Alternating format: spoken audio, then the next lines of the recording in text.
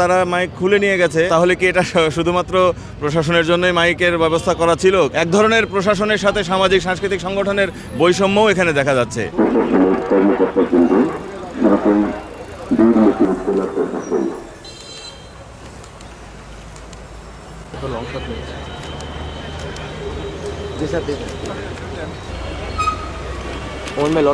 আচ্ছা আচ্ছা।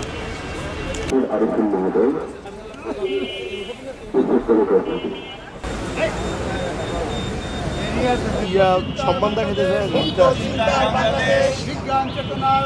বিজ্ঞান চেতনার আধুনিক বাংলাদেশ হাজার বছরের ঠিক আছে।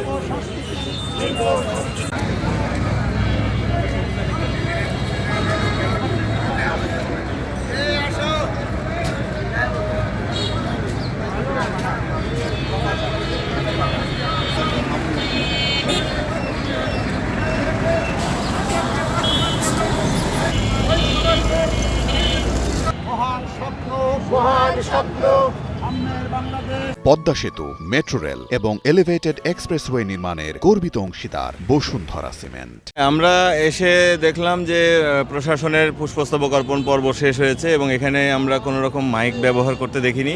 অলরেডি মাইক বন্ধ ছিল। তো আসলে সাংস্কৃতিক সংগঠন বা অন্যান্য বিভিন্ন রাজনৈতিক সামাজিক সাংস্কৃতিক সংগঠনগুলো যখন পুষ্পস্তবক দিতে আসে, সেখানেও এক ধরনের শৃঙ্খলা বজায় রাখার জন্য মাইক ব্যবহার করাটা উচিত। এটা সবসময় হয়ে এসছে, কিন্তু এবছর আমরা দেখলাম যে প্রশাসনের কর্মকর্তারা পুষ্পস্তবক দেওয়ার পরেই মাইক বন্ধ হয়ে গেছে। এটা শুনে খুবই খারাপ লাগলো এবং শুধু বন্ধই করেনি, মাইকের কেউ এখানে উপস্থিত নাই।